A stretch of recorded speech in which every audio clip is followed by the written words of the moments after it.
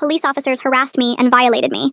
They didn't know I was a lawyer recording them. I stumbled into the police station still shaking from being robbed at knife point 20 minutes earlier, my dress torn from when the attacker grabbed me, mascara streaked down my face. But the desk sergeant rolled his eyes the moment he saw my cocktail dress and heels, already deciding that my assault was my fault. "Let me guess," he said before I could speak. "You were drunk, flashing yourself to men at a bar, then got surprised when someone followed you out?" When I tried to explain I'd been walking from my car to my apartment, he cut me off. "Sure you were. In that dress? At this time of night? In that neighborhood?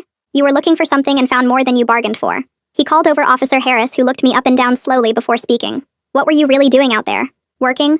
We know what girls in dresses like that do in that area." When I said I lived there, he laughed. "Right. You live there. How many clients do you see a night?" I tried to explain again about the robbery, but he interrupted. "Was it really robbery, or did someone just not pay you what you expected? They made me wait 2 hours before taking my statement, letting every drunk person who came in go ahead of me. When Officer Harris finally brought me back, he said, 'You've sobered up enough to tell the truth now?' I told him I hadn't been drinking, and he leaned in close enough that I could smell his coffee breath. 'I can smell the wine on you. How many drinks did you really have? 3? 4? More?' When I described the attacker, Officer Mitchell joined us and said, 'So you got a good look at him? In the dark? While you were terrified? Or are you making up details now?' He turned to Harris. They always remember more than they could have seen, trying to make themselves sound credible.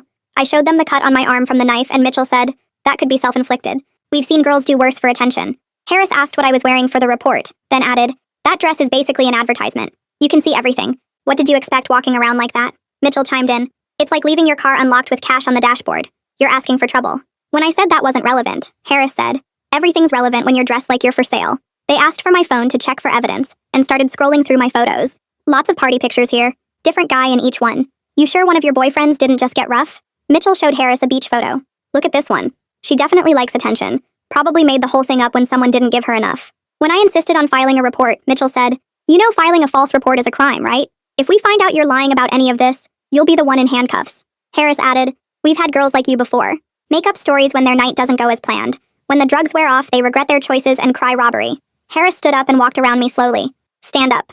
Turn around. I need to see if your story matches your injuries.' When I stood, he said, 'That dress is so tight I can see you're not hiding any defensive wounds. Usually real victims fight back. You don't have a scratch except that little cut.'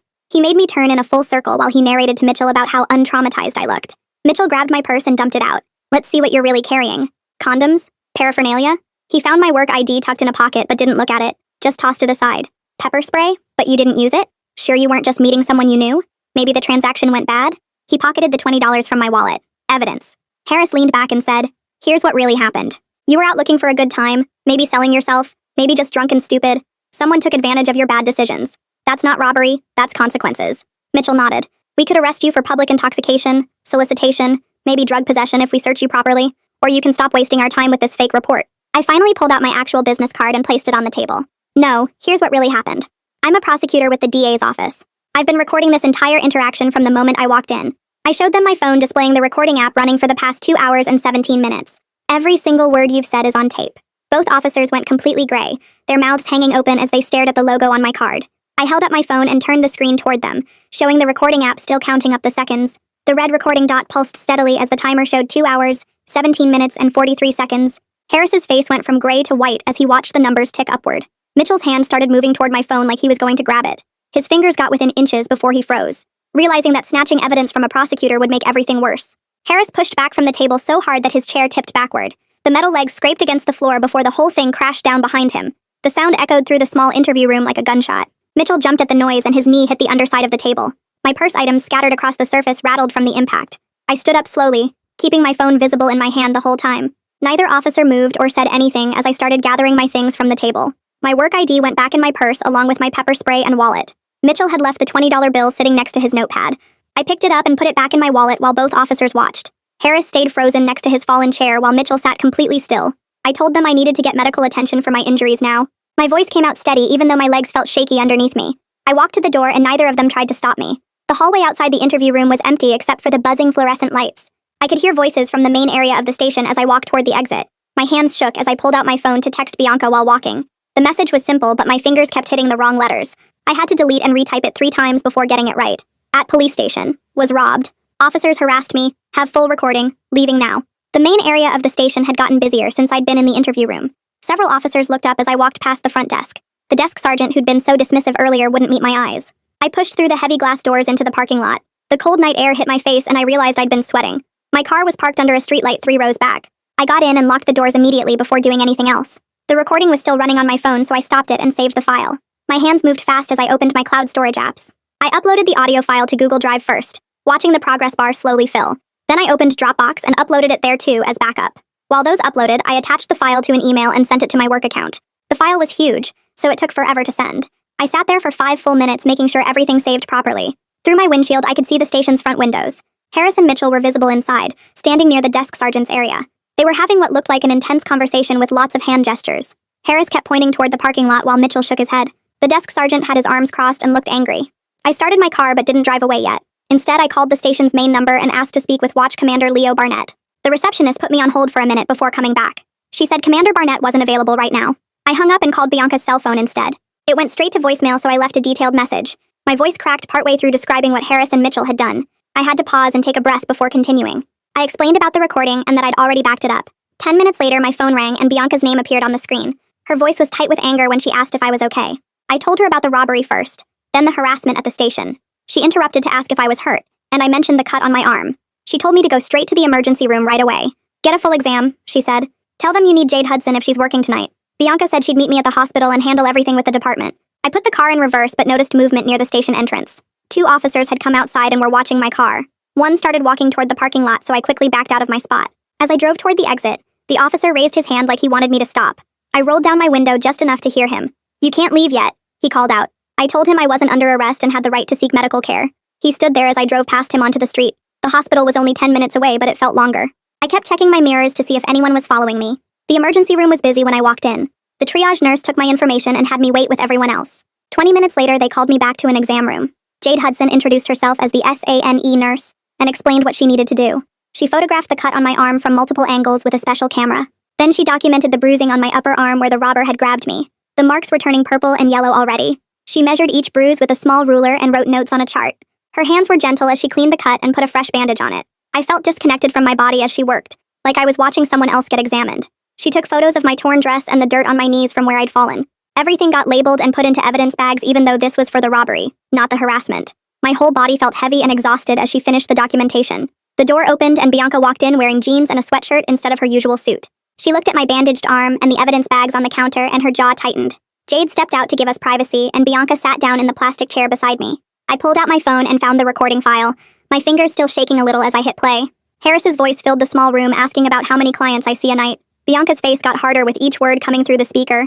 She pulled out a legal pad from her bag and started writing fast, her pen pressing hard into the paper. When Mitchell's voice said I was dressed like I was for sale, she paused the recording and asked if I was okay to continue. I nodded and she hit play again. The part where they dumped my purse and took my $20 made her write even faster. She kept pausing to note specific timestamps and policy violation codes. When we got to the part where I revealed my business card, she stopped the recording completely. She said she'd heard enough for now and we'd go through the rest tomorrow. The clock on the wall showed 1:47 a.m. when we walked out to the parking lot together. Bianca gave me a tight hug and told me to call if I needed anything before morning. I sat in my car for a while after she drove away. The parking lot lights made everything look yellow and strange. My hands wouldn't stop shaking, so I called my best friend even though it was so late. She answered on the 3rd ring, her voice thick with sleep. I told her I was okay but had a rough night at work. She stayed on the phone with me for 20 minutes just talking about normal things until my breathing steadied. The drive home took longer than usual because I kept checking my mirrors. Every set of headlights behind me made my stomach tighten. When I finally got to my apartment building, I sat in the car for another 5 minutes before going inside. The next morning came too fast after only 3 hours of sleep. I drove to the internal affairs office downtown and filled out form after form at a metal desk. The intake officer was an older woman with reading glasses on a chain. When I mentioned I had a complete audio recording of the incident, she looked up from her computer screen. She assigned me case number IA7829 and said someone would contact me within 2 business days. Her fingers typed fast as she entered my statement into the system. Before I left, she gave me a receipt with the case number and told me to keep it safe. My phone rang as I walked back to my car and Matthew Kramer introduced himself as the internal affairs investigator assigned to my case. He wanted to schedule a formal interview for the next business day at 10 a.m. He said the recording would need to be preserved as evidence and asked if I had backups. I told him about the cloud uploads and he said that was smart thinking. He gave me his direct number and said to call if anything else happened. That evening I stopped at the hardware store and bought new deadbolts for my apartment door. The robber had only gotten my wallet, not my keys, but I couldn't shake the feeling of being unsafe. The locksmith took an hour to install everything while I sat on my couch trying not to think about the night before. When I went to throw my clothes in the hamper, seeing my torn dress made my chest go tight. The fabric was ripped right where the robber had grabbed me. My breathing got fast and shallow and I had to sit down on the bathroom floor. I pressed my back against the cool tile wall and counted to 10 over and over until the room stopped spinning. The dress went straight into the trash after that. Walking into the DA's office the next morning felt different. People looked at me and then quickly looked away. Conversations stopped when I walked past. Someone had obviously heard something about what happened. I made it to my desk and started checking emails but couldn't focus on the words. Bianca appeared at my cubicle and asked me to come to her office. She closed the door behind us and pulled the blinds shut. She said word was getting around about the incident and there might be pressure from above to let it go. The police union had connections everywhere and they protected their own. She wanted me to know she'd support whatever I decided, but I should be prepared for pushback. My phone buzzed that afternoon with a text from a number I didn't recognize. It just said, "Careful what you say next." I took a screenshot immediately and forwarded it to both Matthew and Bianca. Matthew called me 5 minutes later and said he'd try to trace the number. Then he told me something that made my stomach drop. The security cameras at the police station were supposedly down for maintenance during my visit. We both knew that was too convenient since I hadn't planned to be there. Someone was already trying to cover their tracks. The next day, Human Resources called me into a meeting about reassignment. They said the DA's office needed to put up a conflict wall between me and any cases involving officers Harris or Mitchell. I was moved to the appeals division effective immediately. It was technically a lateral move, but everyone knew it meant being sidelined from real trial work. They said it was for my own safety and to preserve case integrity. I packed up my trial files and moved to a smaller office on the 3rd floor. That afternoon, I had an appointment with Tanner McBride, a civil rights attorney Bianca had recommended. His office was in an old building downtown with creaky floors. He listened to portions of the recording and took notes about federal civil rights violations. He explained I had strong grounds for a lawsuit under Section 1983 for deprivation of rights. The case could take years but might be the only way to get real accountability. He said to think about it and call him when I was ready to move forward. Back at my apartment that night, I sat at my kitchen table with my laptop and started organizing everything. I pulled up my phone's cloud backup and downloaded every text message, call log, and photo from the past week. My hands moved fast across the keyboard as I created a spreadsheet with columns for date, time, and what happened. Each row got filled with details like when I left work, when the robbery happened, when I walked into the station. I copied the recording file to 3 different cloud services and emailed it to myself at 2 different addresses. The work kept my mind busy and stopped me from thinking too much about what happened. My phone buzzed with a text from an unknown number that said, "I'm a patrol officer at the same precinct and saw what happened to you." The message continued saying she'd witnessed Harris do similar things before and wanted to help. She signed it Rosa Talley and suggested we meet at a coffee shop downtown tomorrow morning. I texted back agreeing to meet at 9 and saved her number. The next morning I checked a police forum website someone had told me about and saw a new post titled, "Drunk ADA makes false claims after DUI stop." The post claimed I'd been pulled over for drunk driving and tried to use my position to get out of it. It said I made up the whole robbery story when that didn't work. My face got hot reading the lies, but I took screenshots of everything. This was exactly what Bianca had warned me about. I forwarded the screenshots to her and she called me 10 minutes later. She said she was scheduling a meeting with the police chief that afternoon to formally notify him about the recording and demand an investigation. She wanted everything documented through official channels, even though we both knew how these things usually went. The chief would promise to look into it, and then try to bury it. I met Rosa at the coffee shop and she looked nervous, checking over her shoulder before sitting down. She told me Harris had at least 3 other complaints from women, but they all got sealed or dismissed. She'd tried reporting him once but got told to mind her own business. She gave me dates and names she remembered. Writing them on a napkin, she slid across the table. I thanked her and promised to keep her name out of it as much as possible. 2 days later, I had my formal interview with Matthew Kramer from Internal Affairs. We sat in a small conference room while I played the entire recording on my phone. He took notes the whole time, pausing to ask me to replay certain parts. When Mitchell's voice said he was taking my $20 as evidence, Matthew wrote something and underlined it twice. After hearing Harris make me turn in a circle, he shook his head and wrote more notes. When the recording ended, he counted up the violations on his notepad. He said there were at least 7 policy violations, including conduct unbecoming an officer, failure to follow victim protocols, and theft. He'd need to interview the officers, but my recording gave him everything he needed to move forward. That night, I couldn't sleep at all. I kept replaying everything in my head over and over. At 3 in the morning, I finally texted Bianca asking for the therapist referral she'd mentioned. She texted back the contact info for someone who specialized in trauma from both crime victims and people mistreated by police. I called first thing in the morning and got an appointment for that afternoon. The therapist's office was in a quiet building with soft lighting and comfortable chairs. She introduced herself and said Bianca had given her the basic situation. She taught me a grounding technique where I name 5 things I can see, 4 I can hear, 3 I can touch, 2 I can smell, and 1 I can taste. We practiced it together when I started feeling panicked talking about the robbery. She said both the attack and the harassment were traumatic, and my reactions were completely normal. She gave me homework to practice the grounding technique twice a day. The next week, Matthew called to warn me that the police union had hired a lawyer who was already spreading a story. The lawyer claimed I'd been drinking heavily, and the officers were just doing their job investigating a suspicious person. He said this was standard union tactics to muddy the water and make everything seem less clear. The lawyer was demanding to see my medical records from the hospital to prove I was drunk. Matthew said not to worry because the recording spoke for itself, but it still made me mad that they were trying to flip everything around. The hospital called that afternoon about my lab results from the exam. The nurse said everything came back normal with no drugs or unusual substances in my system. My blood alcohol was 0.0, which proved I hadn't been drinking despite what the officers claimed. The only issue was that the results were from hours after the incident, so the union lawyer would probably say I'd sobered up by then. It was frustrating that even with all my evidence, they could still try to twist things. Tanner called me the next day saying he was sending preservation letters to the police department. These legal documents required them to keep all records, emails, and communications about my case. He was also preparing subpoenas for Harris and Mitchell's phone records and department emails. He wanted to see if they'd texted each other about me or talked to other officers about covering things up. The legal process was starting to move forward even though it would take months or maybe years to finish. 3 days later, I noticed the same dark sedan in my rearview mirror on my way to work. Then again when I left for lunch and once more when I drove home. The windows were tinted so I couldn't see the driver, but the license plate started with 7G4 and had a small dent in the rear bumper. I took different routes the next 2 days and the car kept showing up, always staying 2 or 3 cars behind me. On the third day, I drove straight to a different police station across town and walked inside with my phone already recording. The desk officer there, a woman with short gray hair, listened to my whole story without interrupting and wrote down the plate number I'd memorized. She told me she'd put extra patrols near my apartment building and gave me her direct number in case I saw the car again. 2 days later, Rosa texted asking if we could meet somewhere private to talk about my case. We picked a coffee shop 20 minutes outside the city where nobody from the department would see us. She arrived wearing sunglasses and a baseball cap, checking over her shoulder before sitting down. She pulled out her phone and showed me screenshots she'd taken of Harris's personnel file when she was covering a shift in records. There were 3 sealed complaints from women who'd reported being groped or propositioned during arrests, plus 2 more for making sexual comments to female suspects. She said the department buried these every time because the women were usually drunk or had criminal records, so nobody believed them. She deleted the photos from her phone right after showing me, saying she could lose her job or worse if anyone found out she'd accessed sealed files. The next morning, Matthew called to confirm what Rosa had shown me was real, but said getting official access to those sealed complaints would need approval from the police chief himself. The system was designed to protect cops like Harris by making it nearly impossible to prove patterns of behavior. He said my recording was the first solid evidence they'd had that couldn't be explained away or buried. Later that week, Bianca came back from a department leadership meeting looking frustrated and angry.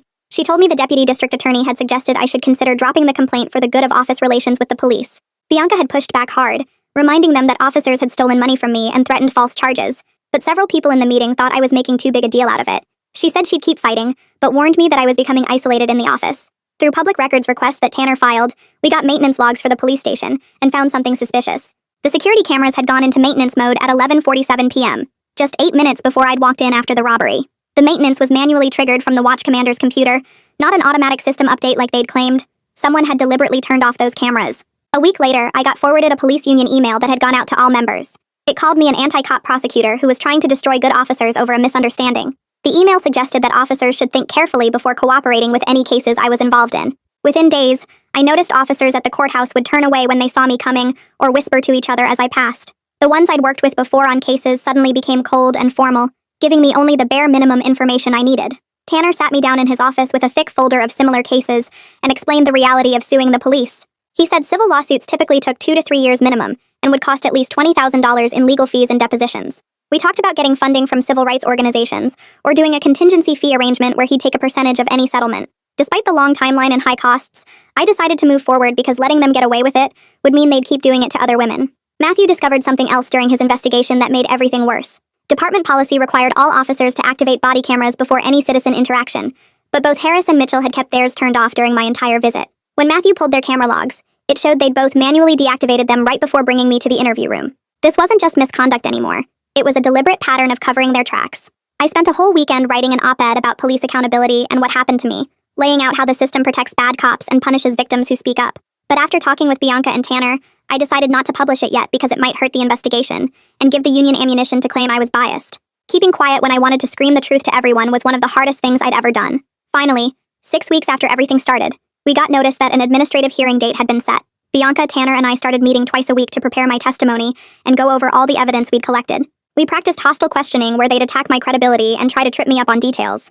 Having structure and a clear date to work toward helped with the anxiety, even though I felt sick every time I thought about facing Harris and Mitchell again in that hearing room. 2 days before the hearing, my phone buzzed with a text from Rosa saying she'd been stuck with midnight shifts all week since talking to the investigators. She wrote that other officers were giving her the cold shoulder, and she was thinking about backing out of testifying.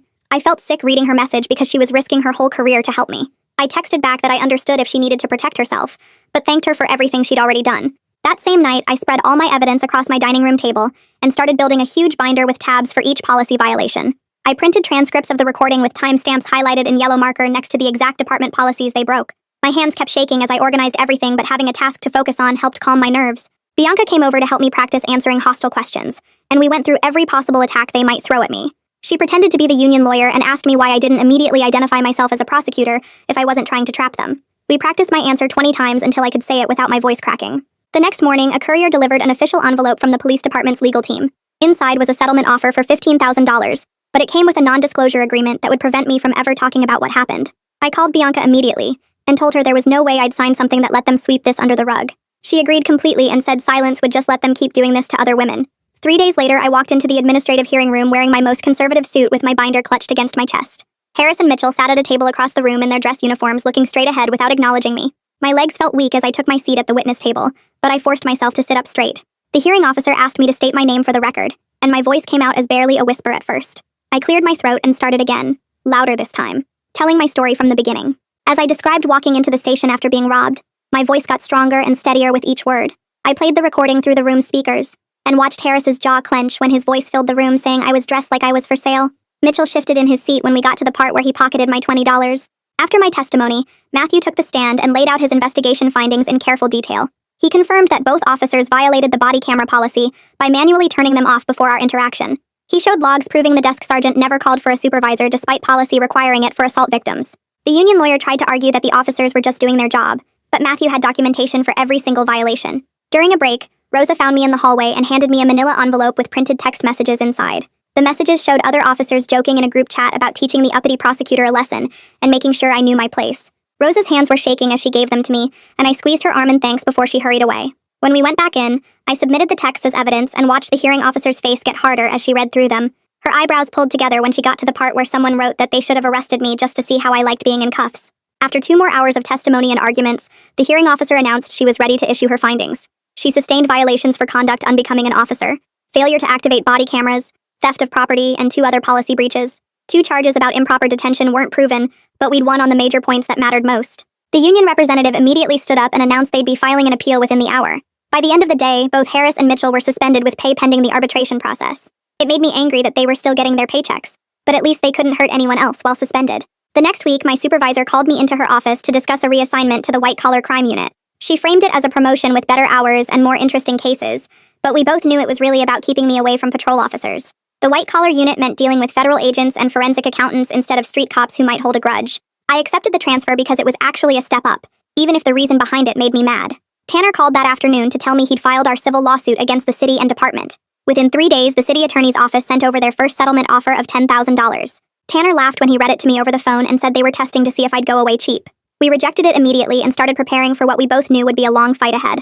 The victim services coordinator called me 2 days later with news that made me actually cry with relief, because they'd approved coverage for both my therapy sessions and the entire emergency room bill from that night. I filled out their paperwork at my kitchen table, my hands steady now as I wrote down every detail they needed, checking boxes about the type of crime and attaching copies of the police report I'd finally managed to file at a different precinct. The approval letter came within a week, and I tucked it into the folder with all my other documentation, grateful that at least the financial burden wouldn't crush me while I fought everything else. Meanwhile, the original robbery case sat untouched in some filing cabinet because Harris and Mitchell had been too busy humiliating me to actually investigate anything that night. I called the detective assigned to it, and he admitted they had no leads, no witness canvases done, no security footage pulled from nearby buildings, nothing that should have been done in those first critical hours. The anger burned in my chest as I realized the man who attacked me was still out there, probably hurting other women, all because 2 cops decided I deserved what happened to me based on my dress. 3 weeks later, I had to walk past that same corner to get to a deposition, and my whole body started shaking before I even got close. My therapist had taught me to count 5 things I could see, 4 I could touch, 3 I could hear, 2 I could smell, 1 I could taste, and I stood there on the sidewalk doing exactly that while people walked around me. I saw the coffee shop sign, the bus stop bench, a woman with a red coat, construction cones, a delivery truck, then touched my purse strap, the building wall, my phone case, my jacket zipper, while my breathing slowly returned to normal. The panic still came, but I got through it, made it to my deposition, did my job even though my legs felt weak the whole time. Bianca called me into her office the next morning and asked if I'd help develop a training program for our prosecutors about trauma-informed victim interaction and recognizing police misconduct. She handed me a draft outline she'd started, and I spent the rest of the day adding sections about power dynamics, victim blaming, and the specific tactics bad cops use to silence people. We scheduled the first training for the following month, and I threw myself into preparing materials, finding research studies, creating scenarios based on real cases including my own.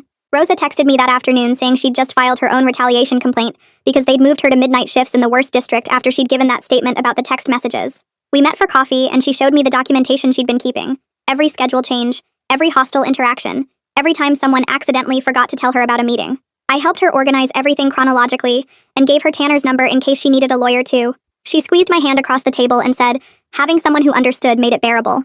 2 days later, the police chief held a press conference announcing new mandatory policies about victim treatment and body camera requirements that would start immediately. The reporters asked if it was related to any specific incidents, and he gave vague answers about ongoing improvements while our civil case churned through depositions and motions in the background.